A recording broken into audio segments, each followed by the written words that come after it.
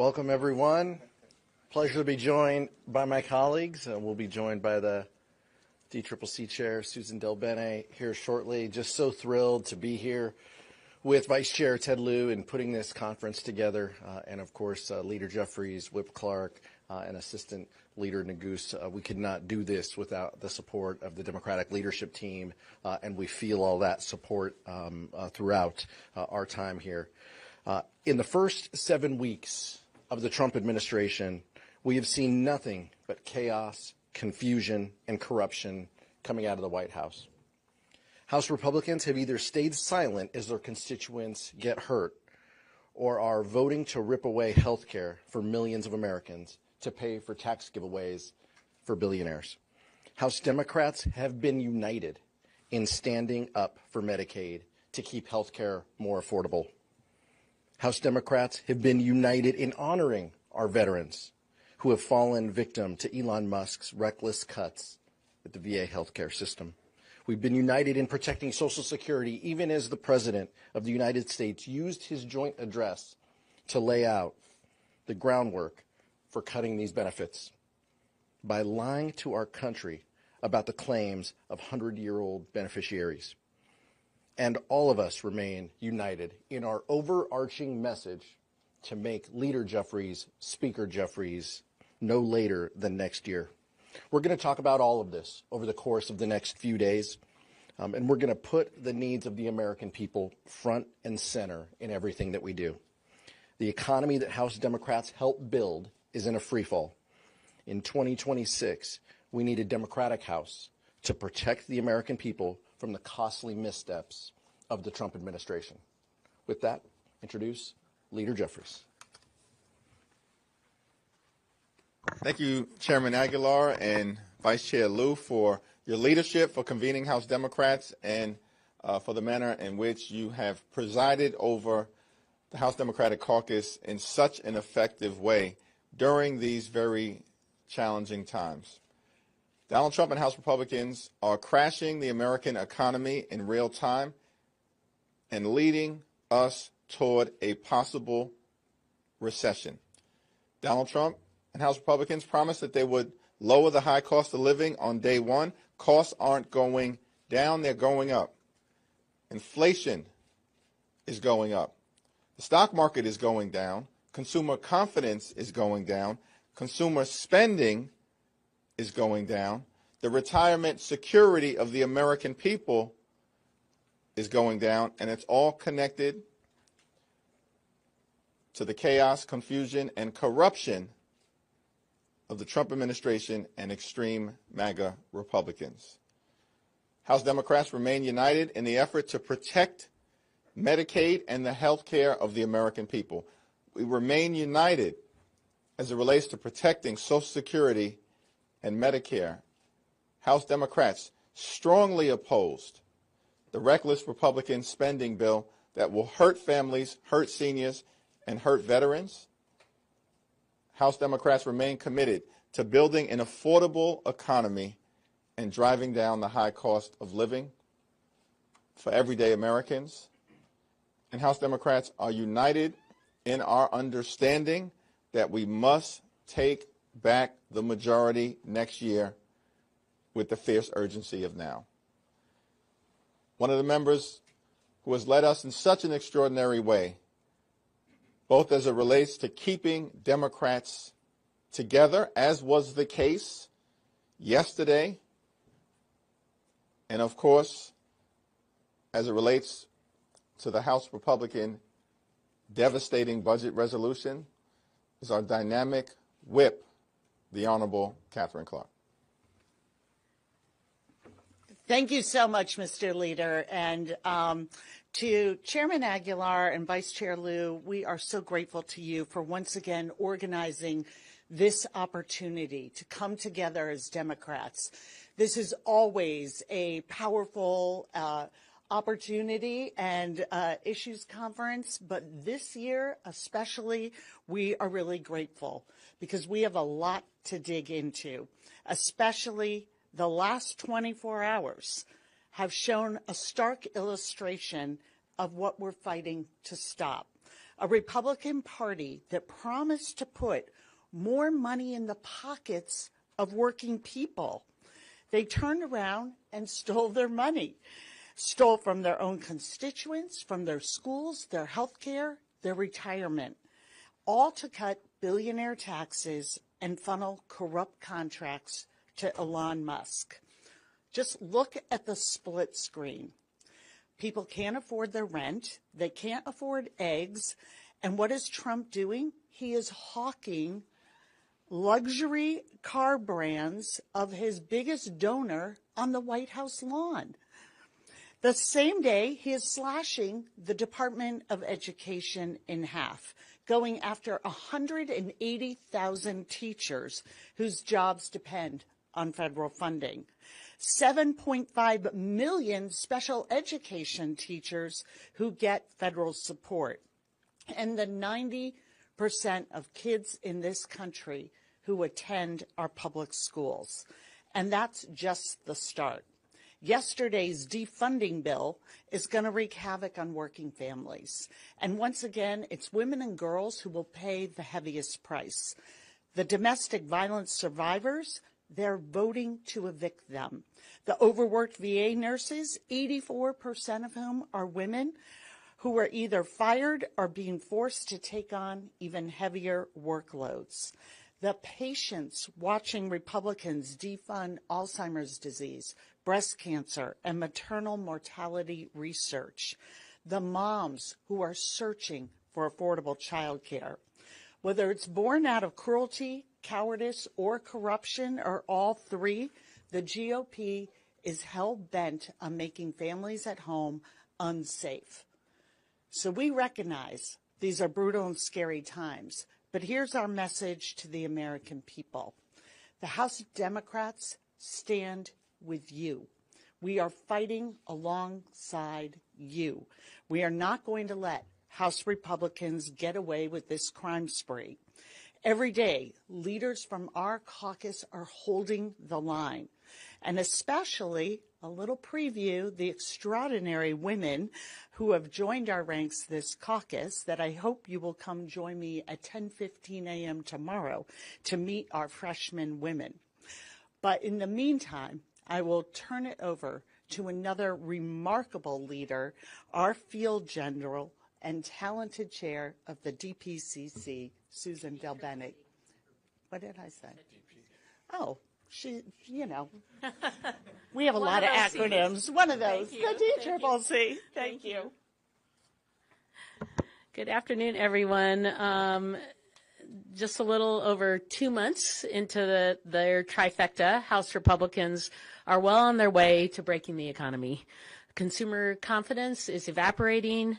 A new CNN poll today shows a majority of Americans disapprove of Trump's handling of the economy. A record high stock market has lost all its gains since January, and prices continue to rise at the grocery store, the gas pump, and the pharmacy counter. Affordability was the #1 issue for voters last election, but House Republicans have done nothing to lower prices. Promises were made, promises are broken.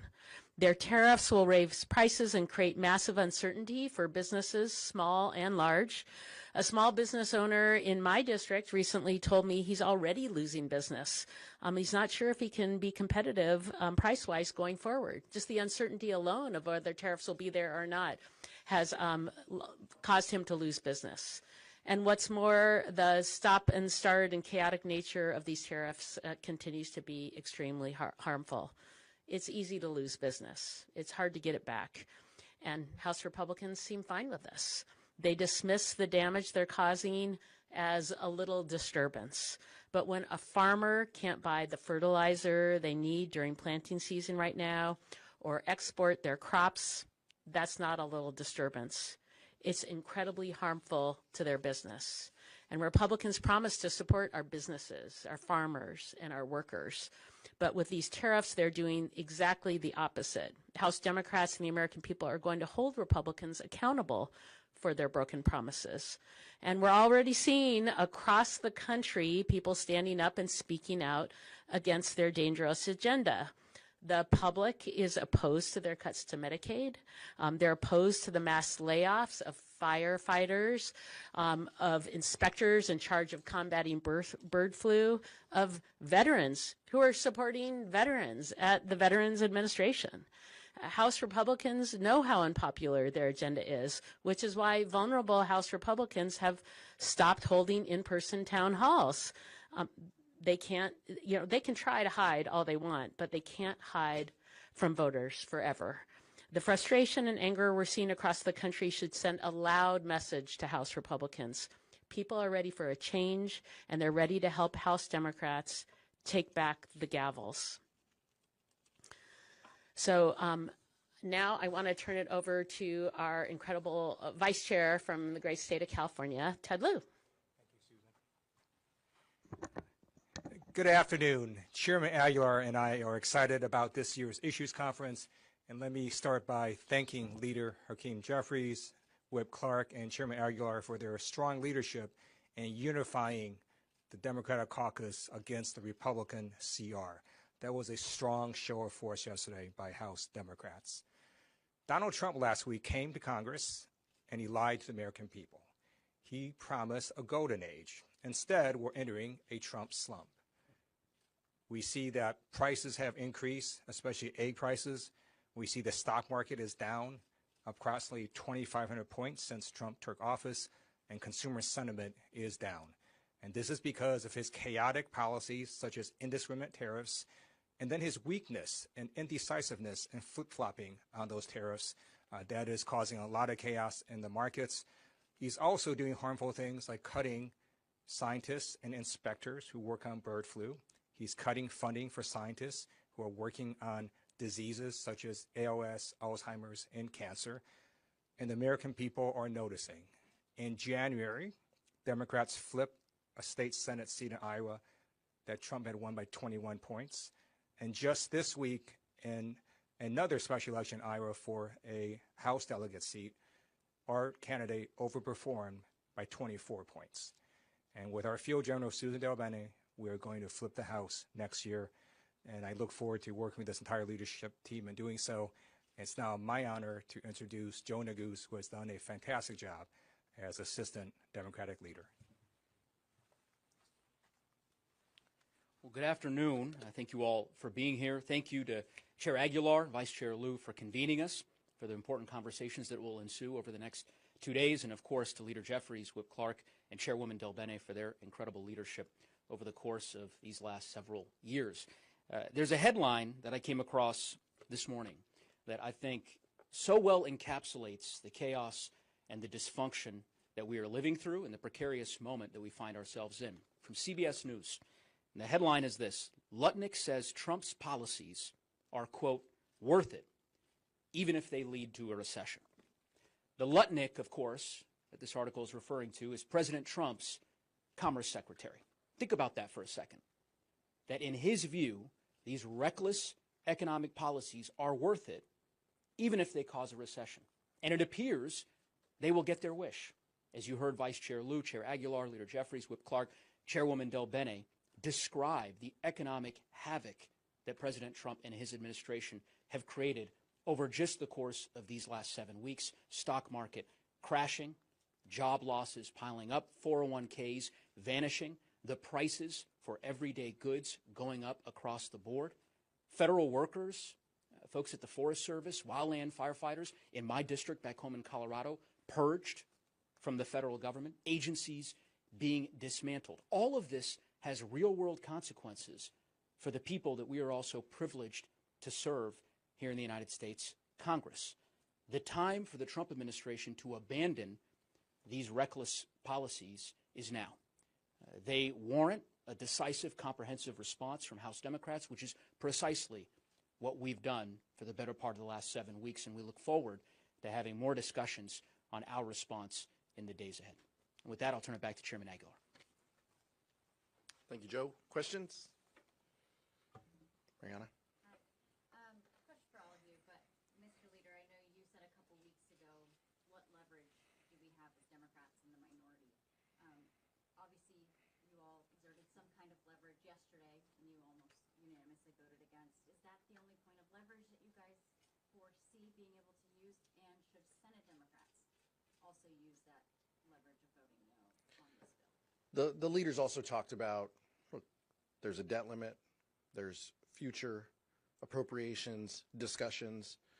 There will be opportunities for us to show how united we are fighting for the American people.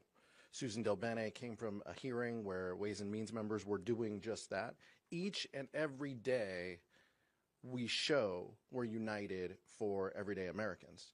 Now, we're going to continue to work with our members and talk about ideas and strategies on how we show that, how we demonstrate that. The leader will guide our efforts.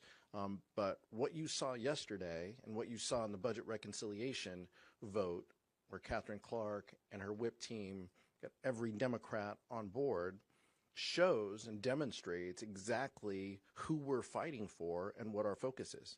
Mr. Leader. That was a rhetorical question that I asked in response to a reckless charge from Speaker Mike Johnson that it was House Democrats who were determined to shut down the government. I'm not even sure why we're still on that point. After what we've seen repeatedly in terms of House Democrats standing firmly together to oppose the largest Medicaid cut in American history. Every single House Democrat.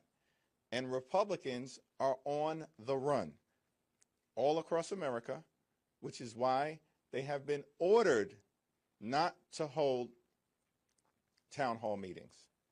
House Democrats are doing the exact opposite. Next week, we will have a day of action all across America in support of Medicaid. And our members will continue to hold town hall meetings, engage with constituents, visit schools, hospitals, and nursing homes to make it clear that we're standing up for the American people. So we will continue to be united in our defense of everyday Americans, and Republicans are clearly united in bending the knee to Donald Trump and Elon Musk. Should Senate Democrats also stay united like you will? I don't know why anyone would support that bill. For the United States Senate, look, we're going to wait for the white smoke just like everybody else out of their lunch. But there is nothing in this bill that gives the certainty that the American public need. Cuts to veterans' health care, continued cuts for these agencies that are providing services from wildland firefighting to cancer research. Elon Musk and Donald Trump are systematically already shutting down the federal government. Why we would want any part of that, I have no idea. Over here.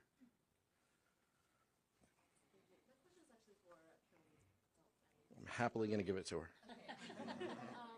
Sight unseen. About the map coming up in 2026 and your plan to expand these seats. I know that there's about 13 Democrats, I think, that are currently serving in districts won by President Trump. I think there's only 3 Republicans, including Ryan Fitzpatrick, who overperforms in districts won by Harris. So how do the numbers add up for you? What's your strategy in terms of expanding your seats? Well, you actually talked about part of it. One, we overperformed last cycle. We gained seats. We flipped 10 seats from red to blue, and we are 215, which puts us in an incredible position. So we need 3 more seats. As you said, we won also in Trump districts across the country, and I think given that was before the chaos and dysfunction that we've seen from the Republican Party already, just in 2 months, and the outrage that we've heard from the American people across the country. So we're going to hold them accountable. I think that folks want to see, and economic issues are top of mind. We're going to continue to recruit and have great candidates. That's one reason we won across the country, even in tough districts. You've got great candidates who are focused on the kitchen table issues of their districts and who are coming to Washington, D.C. to fight to get things done. And so we're going to work hard. One, make sure we reelect all the great folks that we just brought into Congress, and two, recruit great candidates, focus on the issues of the American people, and hold Republicans accountable for the chaos they have. That's why we'll be successful next year. Absolutely. Michael, let's go. Thank you, Mr. Chair. Donald Trump has painted this picture of his first few weeks as cleaning up the mess that the Biden administration and Democratic control of Congress left behind. He has a powerful media ecosystem behind him that, you know, a lot of Americans really turn to for their news. How do you break through that information gap and help folks understand the things that you did in previous Congress, what you all will do if you were to get those gavel backs, given the fact that he has such control of such a powerful megaphone now that he's president again and has this big media ecosystem behind him? Well, and we saw 99 minutes of lies in front of the American public. We're not trying to compete with that. We're trying to talk directly to the American people about our positive vision for the future, but it's based on data. The American people can see that Donald Trump was given an economy that was on the way up. We had come from the pandemic, worked our way through that, stock market, inflation going down, stock market going up. It's completely inverted now. Stock market crumbling, consumer confidence declining. That's the Donald Trump legacy. That's what Donald Trump's economy and his tariffs, on again, off again, all of that uncertainty, the American public, they may not follow every in and out, but they know that these guys are not fighting for them. And so I appreciate the DPCC and Leader Jeffries offering an opportunity for us to get our message out in a different format during the joint address to Congress. Collective eyeballs looking at content is something that we're all talking about now. We're doing different things. We're trying to reach more people to get our positive message about the country and what we stand for. Those are things that we can control and that we can do. We're not trying to compete with Donald Trump for that megaphone that he has with the conservative media apparatus behind him. We're trying to focus on the American people and to show them how we're fighting, what we're fighting for, and the importance of this moment. That's what this vote was about. We stood up for the American people, and we will, time and time again, have their interests in mind when we're voting to protect health care, to protect investments in life-saving medicine, all of those things House Democrats continue to do. Whip Clark? Okay. Last one, Nick. I want to also ask about government funding. This was a tough vote for a lot of members. Senate, you know, like you said, we're waiting on the white smoke right now. Would it have been helpful for your members to receive a clearer signal from the Senate on what Democrats were going to do there as they took this vote? You're talking to the House Democratic leadership team. We control what's in front of us and our members. I'm so proud of our members continuing to listen to us, ask for guidance, ask for more information, wanting to get this vote right for their districts. The level of information that this team, that Leader Jeffries and Whip Clark were providing to our members so people feel confident and so they understand the detail of this. This was not a clean CR. A clean CR, we voted for those. Those are 3 pages. You move a date around. This is 90 pages. You know, anomalies were pages 12 through 87. I mean, right, this is anything but clean, and House Democrats knew that. And so our unity was important. It was important because we keep hearing from the American people that they want us to push back against Donald Trump's chaos and extremism. And that's exactly what our vote was about. And I'll ask Whip Clark to. Yeah, go for it. Yeah, just to add what our chairman already said, what we were faced with was really 2 prongs. One, we have a blank check to Doge, to keep on doging and taking a chainsaw to the very programs that American families are saying they want us to protect, whether that's their health care or veterans benefits or public schools. Social Security is, we have said repeatedly, if this CR protected Social Security, Medicare, and Medicaid, we would have voted for it. but they did just the opposite. And how do we know this is all part of the scheme of dismantling government, taking deserving taxpayer dollars and giving it to the billionaire class? Because Republicans told us so. You saw Freedom Caucus members coming out and saying, I am now going to support this CR after I have been told by the Trump administration this will be a path to further cuts and spending. That is a path to stealing taxpayer dollars. And that is why you saw that unity. And I think our unity of purpose is a clear sign of whose side we stand on. We're standing on the side of working families. And that's why our message to the Senate is also stand with us on that side. And we think that our vote gives the Senate the strength and the message they need to stand up as well. 5 days ago, House Democratic leadership, Catherine Clark, Pete Aguilar, myself, all of us came out strongly against the partisan Republican spending bill because we understood that it was not a continuing resolution that maintained existing spending levels. It was a right-wing extremist wish list that would hurt the American people. In the caucus meeting yesterday, we laid out 5 different reasons, substantively, why we were strongly opposed to this partisan Republican spending bill and why that position should be reflected on the House floor, as it was, in defense of the American people. The partisan Republican spending bill cut funding for veterans, cut funding for health care, and cut funding for nutritional assistance. It represented an across-the-board cut as it relates to non-defense discretionary funding important to the health, safety, and economic well-being of the American people. The partisan Republican spending bill was an attack on families, veterans, and seniors. The bill that was strongly opposed by House Democrats is a power grab that further unleashes and entrenches Elon Musk's efforts to take a chainsaw to Social Security, Medicare, Medicaid, and the priorities of the American people.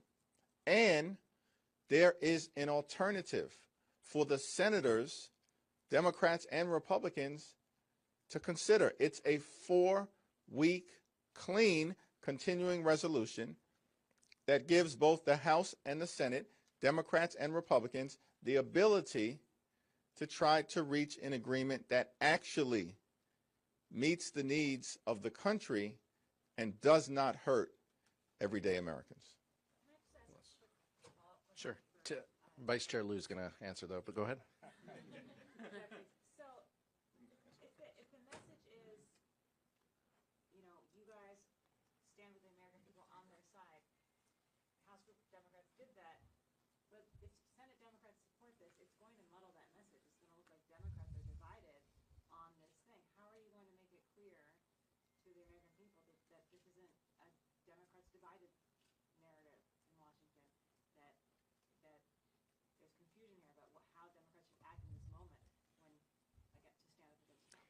House Democrats are very clear. We're asking Senate Democrats to vote no on this continuing resolution, which is not clean, and it makes cuts across the board, and it's going to be one of those things where people are going to look at this vote, and every bad thing that now happens with Doge and Donald Trump, Elon Musk, they can go back to this vote. So we're asking Senate Democrats to vote no. Can you talk a little bit about did you have any conversations with Schumer about keeping the caucus together the way you did? Our ongoing conversations with Senate Democrats, from the leadership all the way through the members of the Senate that we regularly work with, are continuing. The House Democratic position is crystal clear, as evidenced by the strong vote of opposition that we took yesterday on the House floor, opposing the Trump, Musk, Johnson reckless Republican spending bill.